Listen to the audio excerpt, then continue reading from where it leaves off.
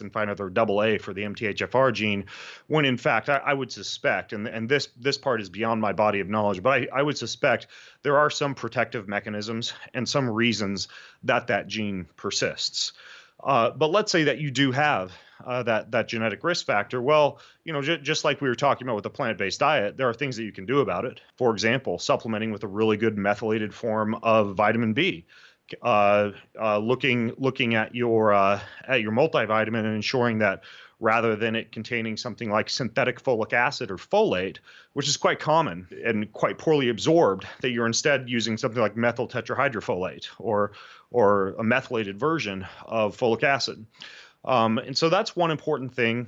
Monitoring your homocysteine levels to ensure that they're staying in control is another. The issue with the methylation can also be assisted with, again, like having adequate methyl groups, and sometimes that means making sure you've got enough methionine, for example, in your diet. But when it comes to MTHFR, I think probably the biggest things.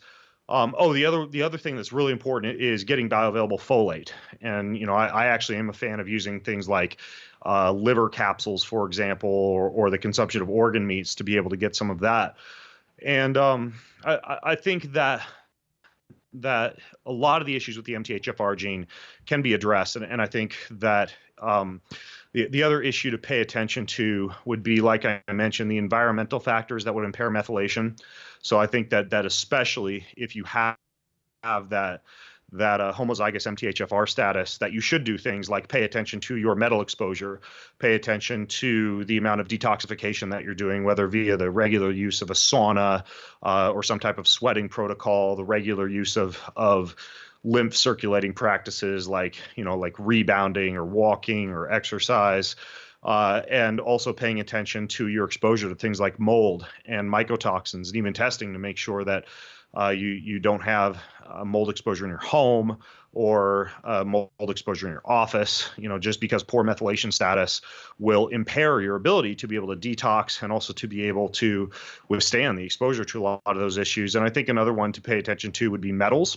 That's another one that, especially with modern dental practices and, brake dust and just living in this post-industrial era, tends to be built up in a lot of people, and people with poor methylation status are going to have a harder time with that. And then one that I think flies under the radar, but often, you tend to see as an issue, these so-called stealth co-infections like mold or mycotoxin or biofilm. Often they're accompanied by a high metal overload.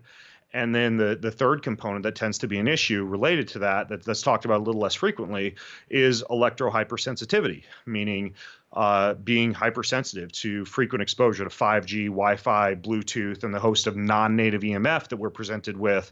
Well, if you already have a co-infection, if you've already got metal load, and then you throw electrohypersensitivity into the mix, in someone with poor methylation status, that's all going to be magnified even more. So if you're homozygous for MTHFR, I think mold, mycotoxin, biofilm, metals, and the EMF in your environment are really important to pay attention to, in addition to making sure you're getting adequate methylated B12, methyl tetrahydrofolate, or some other bioavailable form of folate, and then monitoring of homocysteine levels to make sure those aren't getting too elevated. Speaking of EMF, you're a big fan, as I am, of magnesium. Where does magnesium fit in all this? Yeah, that's an interesting one with relation to EMF, because we know that a lot of these signals, 3G,